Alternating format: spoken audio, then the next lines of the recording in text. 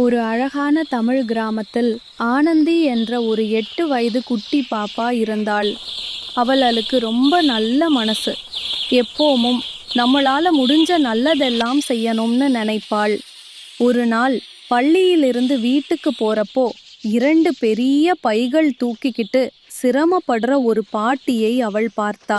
குட்டி ஆனந்தி உடனே ஓடி போய், பாட்டி, நான் உதவி பண்ணட்டுமான்னு ரொம்ப பாசமா கேட்கிறா. பாட்டி புன்னகையுடன், கண்ணே, இப்படித்தான் நல்ல மனசு இருக்கணும்னு பாராட்டுறா. ஆனந்தி அந்த பைகளை தூக்கிக்கிட்டு பாட்டியோட வீட்டுக்கு போறா.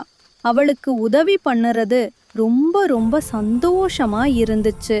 வீட்டுக்கு வந்ததும் பாட்டி நன்றி சொல்றா.